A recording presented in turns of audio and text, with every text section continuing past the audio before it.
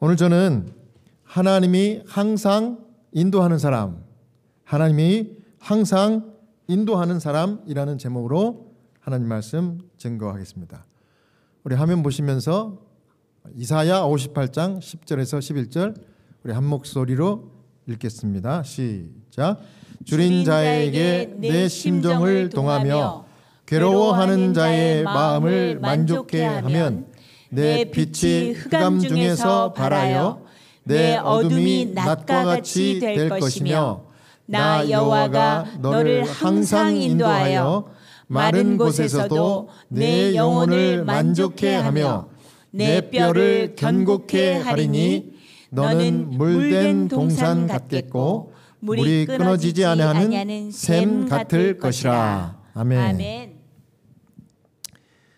하나님께서 항상 인도하는 사람에는 이 두 가지 특징이 있는데 그 특징이 이사야 58장 방금 우리가 읽었던 이 말씀에 나와 있습니다. 10절에서 11절인데요.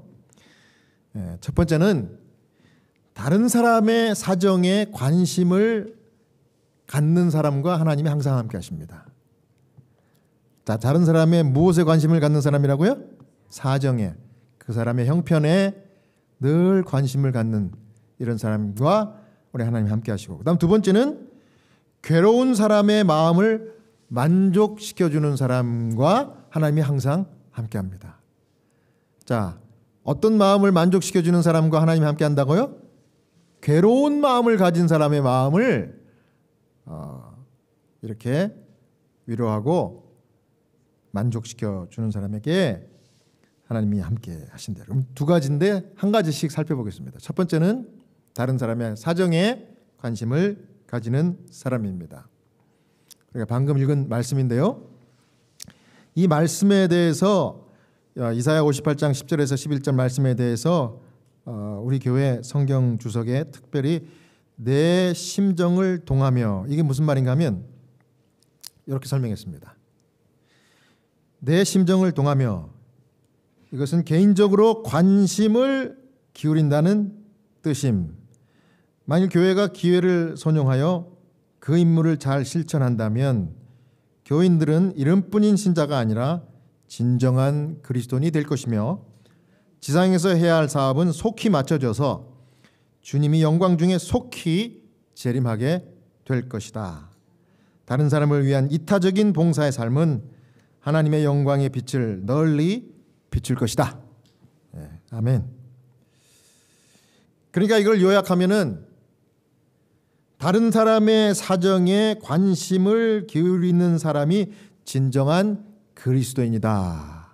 그런 설명입니다. 또 뿐만 아니라 신자들마다 이런 삶을 살 때 예수님이 속히 재림하실 것이다. 이런 설명이기도 합니다. 굉장히 중요한 부분이죠. 네.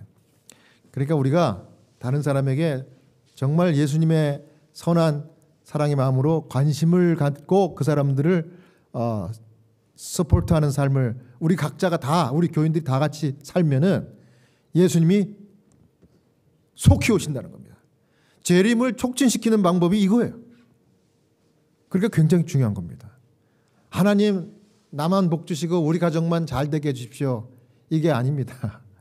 하나님 우리 모두가 정말 복 받고 하나님의 나라를 선택하게 해주십시오. 그러면 주님이 속히 오시는 거예요.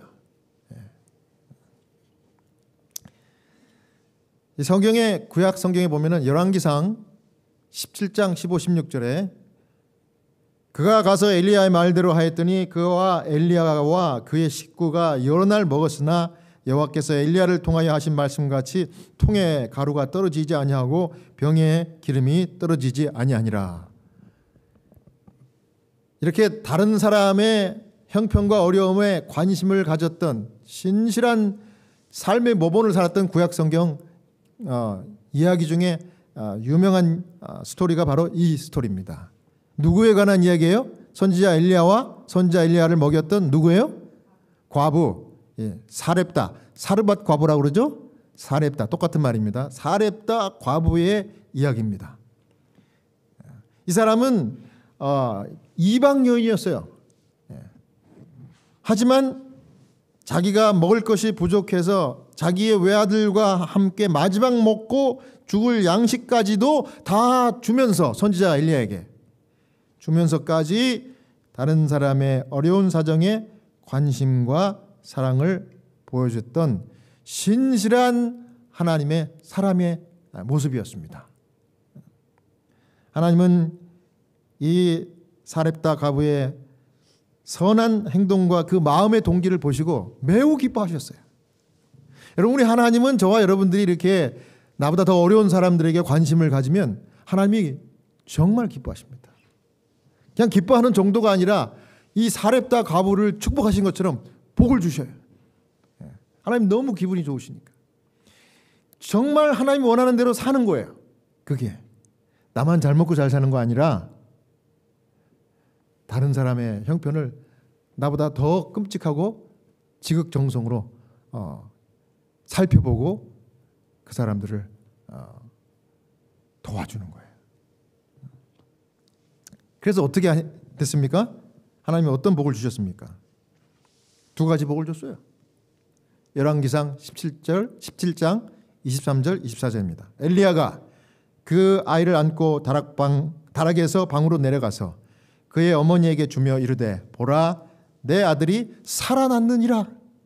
여인이 엘리야에게 이르되 내가 이제야 당신은 하나님의 사람이시오 당신의 입에 있는 여호와의 말씀이 진실한 줄 아노라. 두 가지 복을 받았는데 첫 번째 복은 뭐예요? 마지막 먹을 양식을 내가 안 먹고 내 아들과 같이 먹고 죽으려고 했던 양식을 엘리야, 더 배가 고픈 엘리야 선지자에게 줬더니 이게 어떻게 됐어요? 떡반죽 그릇이 끊이지 않는 거예요. 흉년이 지나기까지 몇 년 동안.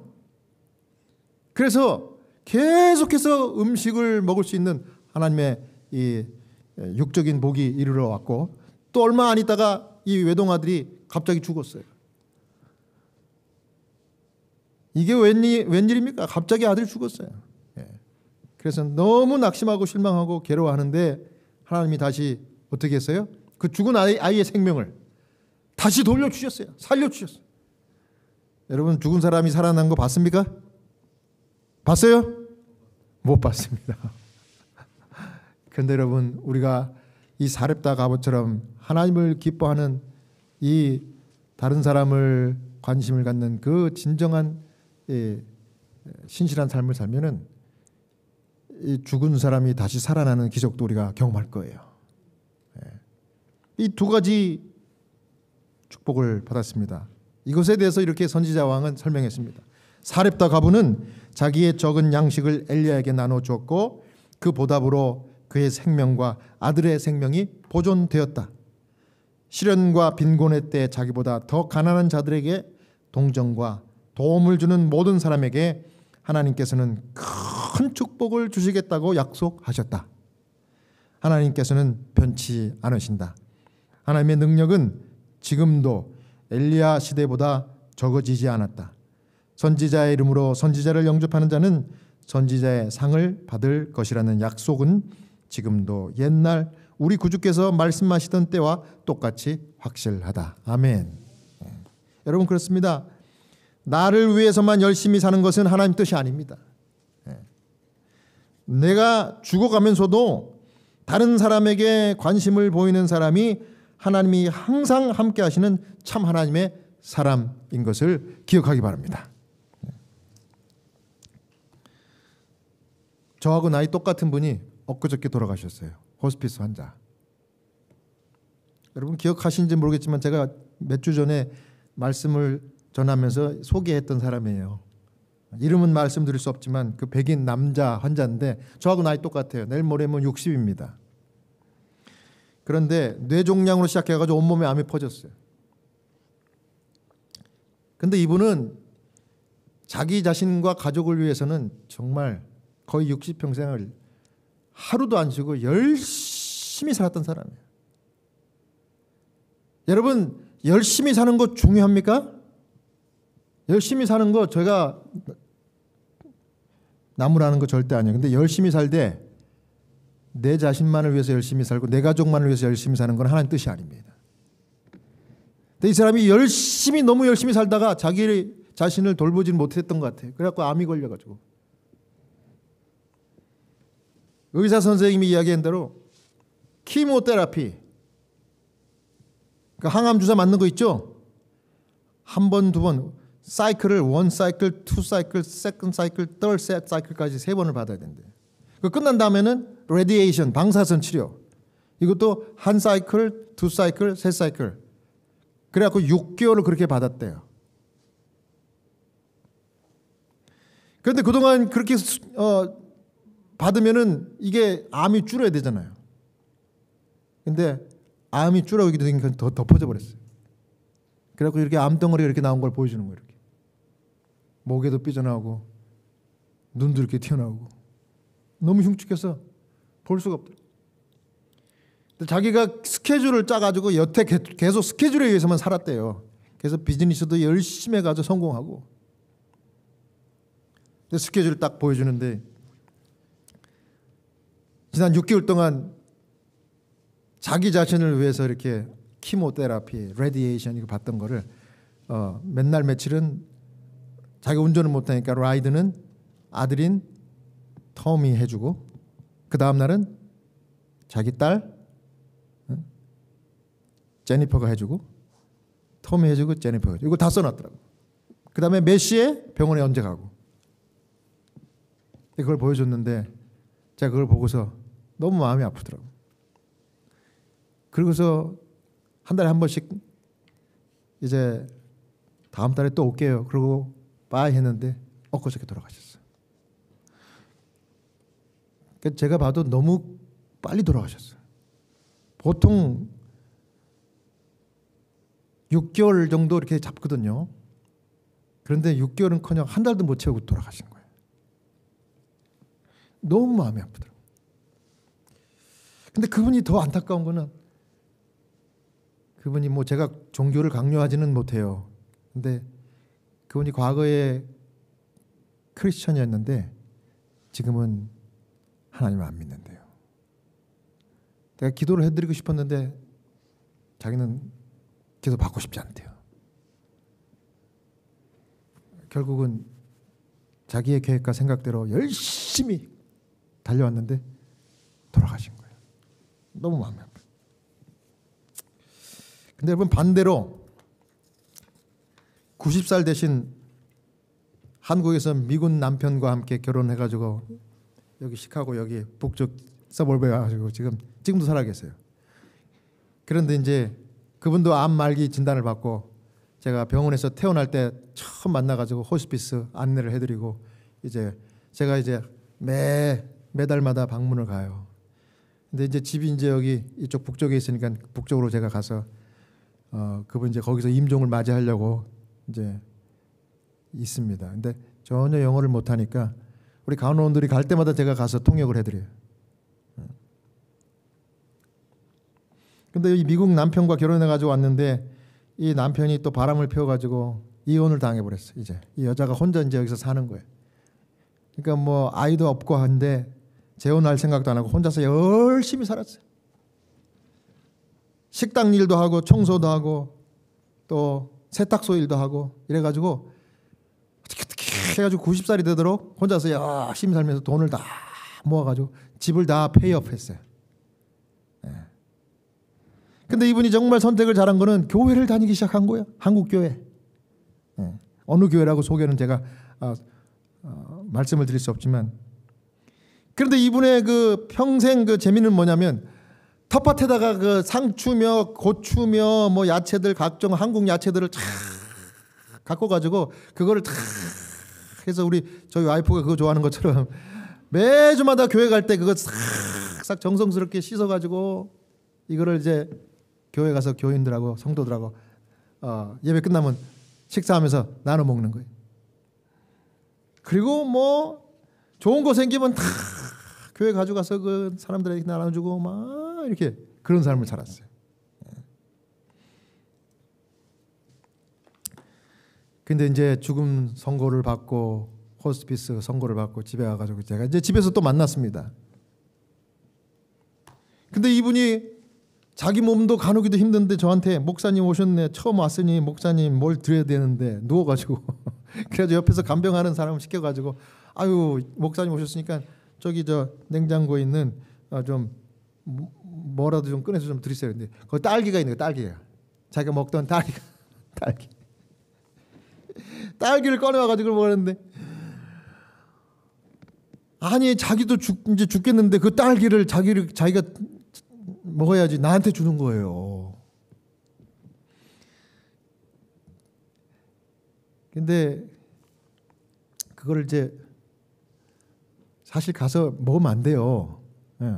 우리는 레귤레이션이 우리는 가서 그냥 물 한 잔도 대접받으면 안 되는 겁니다. 환자 집에 가서. 근데 그걸 자꾸 먹으라 그러니까 그 한국 할머니가 먹으라니까 제가 그걸 먹을게요, 안 먹을게요? 먹었습니다. 딸기를 먹으면서 맛있다고 그랬더니 그 할머니가 자기가 먹은 것처럼 그렇게 좋아하는 거예요. 그러니까 그거 맛있다고 그랬더니 겨우 할머니가 먹을 수 있는 게 옆에 그 한국식으로 만든 그 누룽지 있잖아요. 누룽지. 그 마트에서 팔잖아요. 그 누룽지. 그거를 이빨은 좋아요. 그러니까 그 오독오독 씹어 먹어 할머니가. 다른 거 못 먹는데 그걸 또 드시는 거야. 근데 그 자기가 먹던 그걸 갖다가 그 손으로 이렇게 해가지고 나한테 손에 딱 쥐어주는 거예요. 목사님 이거 맛있어. 이거 목사님 이거 좀 드셔보세요. 제가 그걸 받아가지고 먹을게요, 안 먹을게요? 먹었습니다. 먹었어요. 먹으니까 자기가 먹은 것처럼 그렇게 좋아하는 거예요.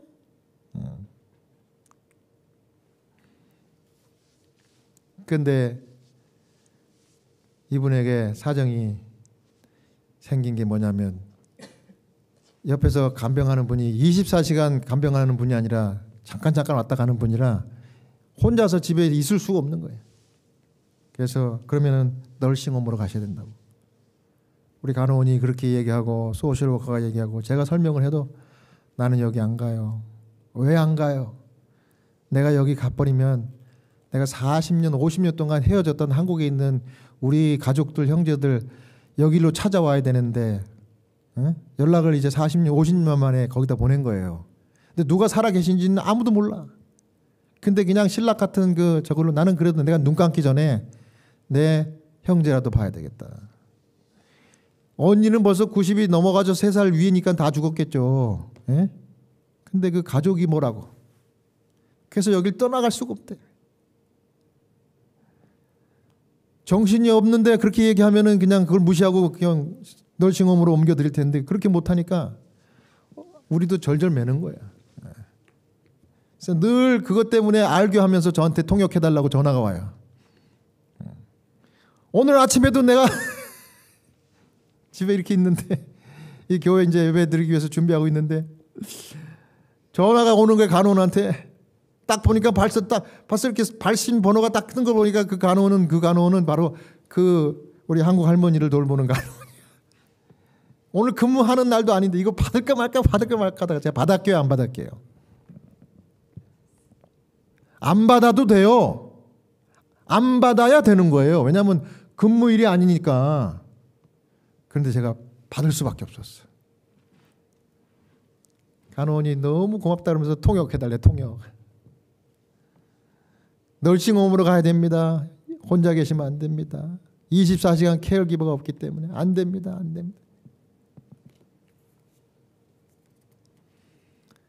아무도 없어도 난 여기서 죽을지언정 나는 우리 가족들을 위해서 여기서 기다려야 됩니다. 자기 죽으면서도 자기 가족 피부치를 생각하는 거예요. 또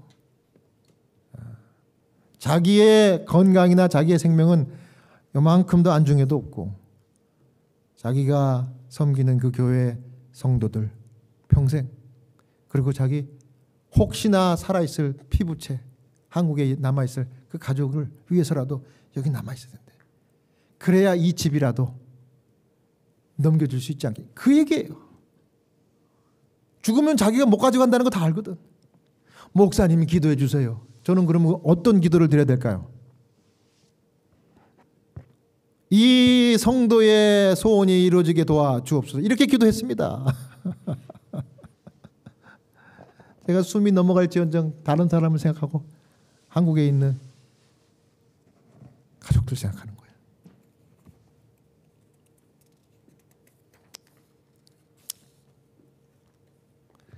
전화를 끊었습니다. 그리고 정말 마음이 찹찹하고 안타까운데 한 10분도 안 돼갖고 또 전화가 왔어요. 간호사한테. 제가 받았게 안 받았게. 전화가 통화를 했는데 전화가 간호사한테 또 온 거야. 그러면 특별한 일이 생긴 거예요. 그래서 저는 얼른 전화를 받았죠. 그랬더니 간병인 왔대. 기도 응답된 거예요? 간병인이 온 거예요. 너무너무 희한한 일이래. 그러면서 전화를 딱 끊은 거예요. 이야, 여러분, 하나님이 기뻐하는 일은 뭐예요? 내가 죽을지언정 다른 사람을 관심을 갖고 그 사람을 섬기는 거예요. 괴로워하는 사람들의 마음을 동정하고 이해하는 거예요. 이거 채플린들이 하는 일입니다. 그런데 채플린이 하는 일만이 아니고 여러분들도 해야 될 일이라고 오늘 말씀을 통해서 주님이 권면하시는 거예요. 여러분 믿습니까? 네. 그런 삶을 살면 하나님이 기뻐하시고 하나님이 어떤 축복을 주신다고 여기 이사야 이야기했습니까? 내 영혼을 만족시켜주고 내 뼈를 견고하게 한다. 골다공증도 고쳐준다는 얘기예요. 예. 예. 내 영혼을 만족시키죠. 여러분 우울증 참 많죠. 우리가 우울증은 내 자신만 생각하니까 그때 우울증이 생기는 거예요. 다른 사람에게 눈을 돌려보세요. 우울증이 어디 있냐 확 사라져 버려요. 네. 그 좋은 방법은 교회 나오는 거예요. 교회 나오면 다른 사람을 볼 수 있거든. 그리고 하나님을 바라볼 수 있거든. 그럼 이제 교회 열심히 정기적으로 나온 사람들 중에 우울증 있는 사람은 거의 없어요. 시편 135편 3절입니다. 여호와를 찬송하라. 여호와는 선하시며 그의 이름이 아름다우나 그의 이름을 찬양하라. 그의 이름이 아름다우니 그의 이름을 찬양하라.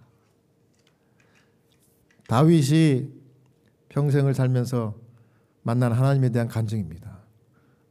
여호와를 찬송할 이유가 있는데 선하시고 그 이름이 아름답대요. 나에게 항상 함께하는 복을 주시는 거예요. 두 번째 어떤 사람이 복을 받아요? 이런 사람입니다. 괴로운 사람의 마음을 만족해 하는 사람입니다. 시편 69편 17절에 주의 얼굴을 주의 종에게서 숨기지 마소서. 내가 환난 중에 있사오니 속히 내게 응답하소서. 우리 성경 주석에 이렇게 설명했습니다. 주의 얼굴을 주의 종에게서 숨기지 마소서. 이거를 이렇게 해석했습니다. 시인은 그의 원수들의 계략과는 대조적으로 하나님의 은총만을 갈구하였다. 이것이 곧 최상의 행복이다. 인간의 최상의 행복은 하나님과 가까이 하는 겁니다. 하나님의 가까이 하는 것이 성경의 표현을 보면 하나님의 얼굴을 내게 숨기지 마소서 이거예요. 하나님의 얼굴을 나에게 숨기지 마소서. 하나님의 은총을 하나님이 항상 나와 함께 하심을 주님 확인하게 하소서 이겁니다. 여러분 하나님이 항상 우리와 함께한다, 나와 함께한다는 그런 확신이 있으면은 두려움도 없고 늘 마음이 행복해요. 걱정이 없습니다. 하나님이 함께 할 때는 그래요. 그걸 은총이라고 합니다. 제가 병원에서 이제 우리 BA 우리 보험병원 거기는 전부 이렇게 미군 은퇴한 미군들이 와서 치료받는 병원이잖아요. 근데 매주마다 이제 일요일 날 오전 11시에 예배를 인도해요, 제가. 그런데 큰 예배 드리는 채플에서 하는 게 아니라 조그만한 그 병동에서 예배를 드리는 일을 제가 이제 맡았습니다. 이제 막 시작했으니까. 근데 거기는 휠체어 타고 전동 휠체어 타고 장기적으로 병원에 입원한 그 환자들이 거기 사는데 와요. 근데 뭐 한 명도 오기도 하고 두 명도 오기도 해요. 근데 그날은 지난주엔 5명이 왔어요.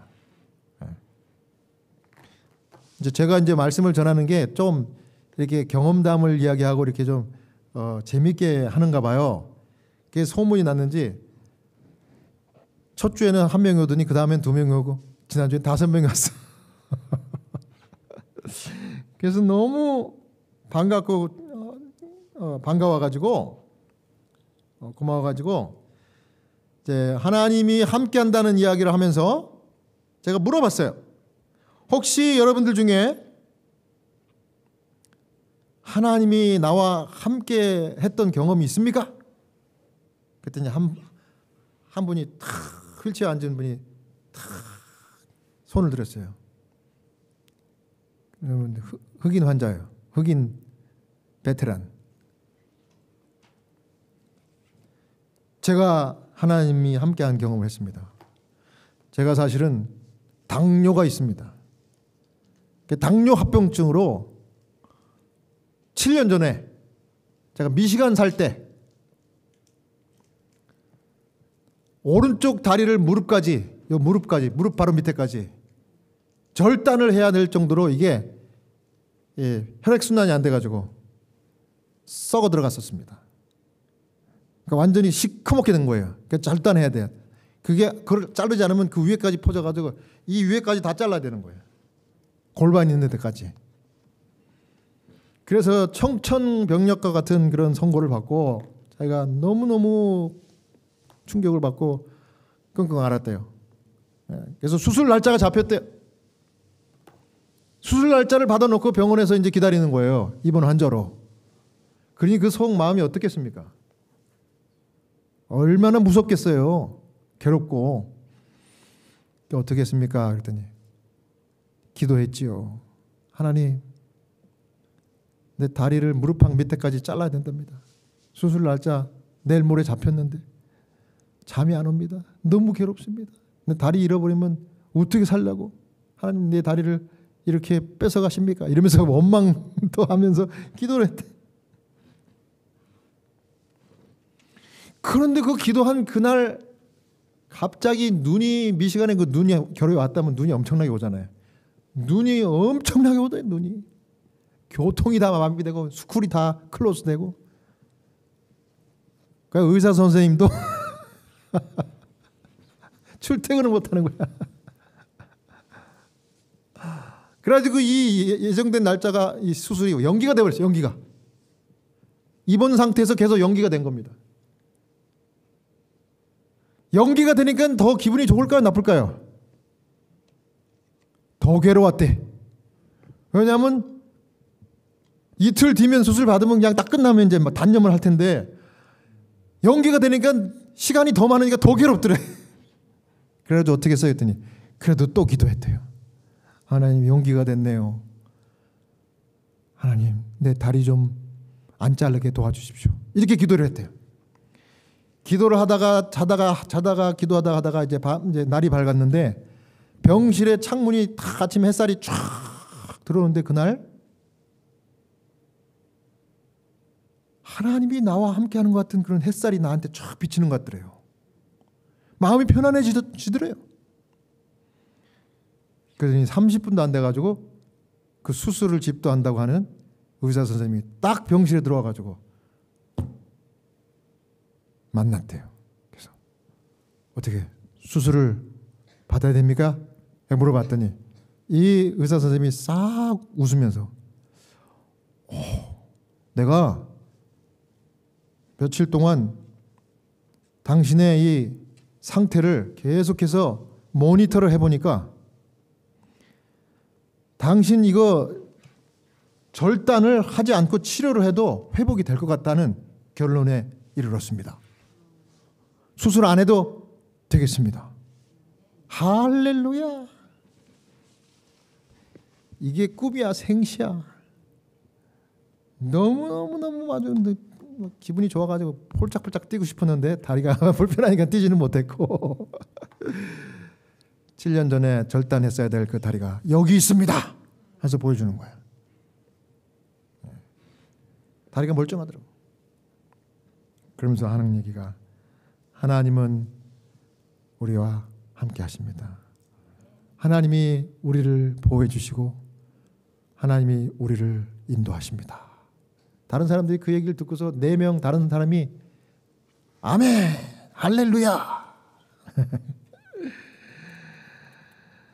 그래가지고 너무 감사하게 그렇게 예배를 드렸습니다. 사랑하는 여러분, 그렇습니다.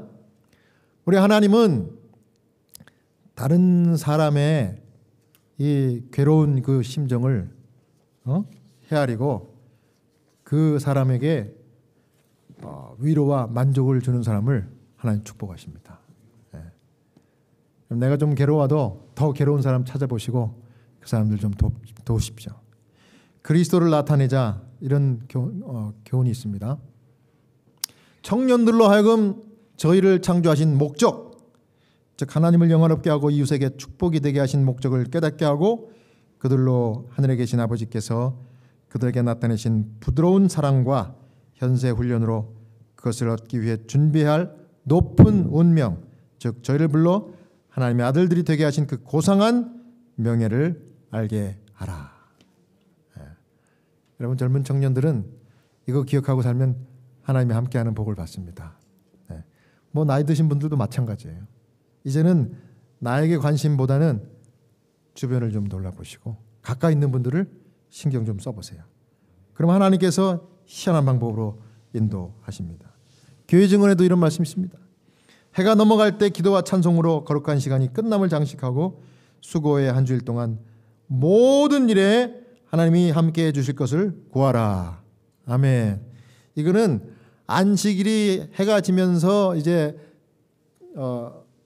일주일이 시작되기 직전에 하나님께 기도하라, 이렇게 기도하라는 겁니다.